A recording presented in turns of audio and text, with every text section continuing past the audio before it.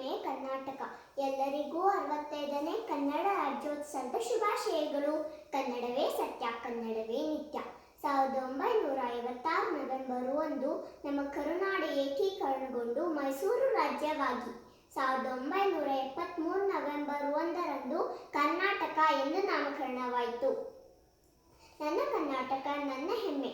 ಹೇಗೆಂದರೆ ಕರ್ನಾಟಕ ರಾಜ್ಯ ವಿವಿಧತೆಯಲ್ಲಿ ಏಕತೆಯನ್ನು ಸಾರುವ ರಾಜ್ಯ.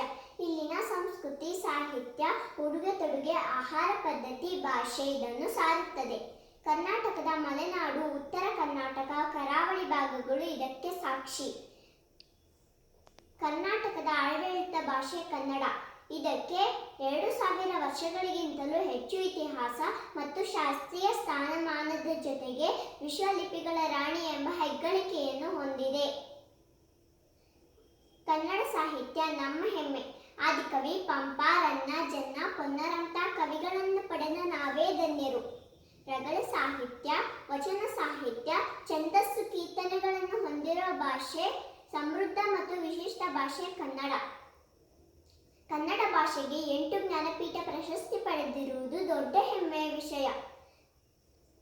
ಕನ್ನಡ ನಾಡು ಶಿಲ್ಪಕಲೆಗಳ ತವರೂರು. 58 ಅಡಿ ಎತ್ತರದ ಏಕಶಿಲಾ ಮೂರ್ತಿ ಶ್ರವಣಬೆಳಗೊಳದ ಗೊಮ್ಮಟೇಶ್ವರ, ಬೇಲೂರು, ಹಳೆಬೀಡು ವಿಶ್ವ ಪಾರಂಪರಿಕ ತಾಣಗಳ ಪಟ್ಟಿಯಲ್ಲಿ ಸ್ಥಾನ ಪಡೆದಿರುವ ಹಂಪೆ ಪಟ್ಟದಕಲ್ಲು ಇದರ ಪ್ರತೀಕ.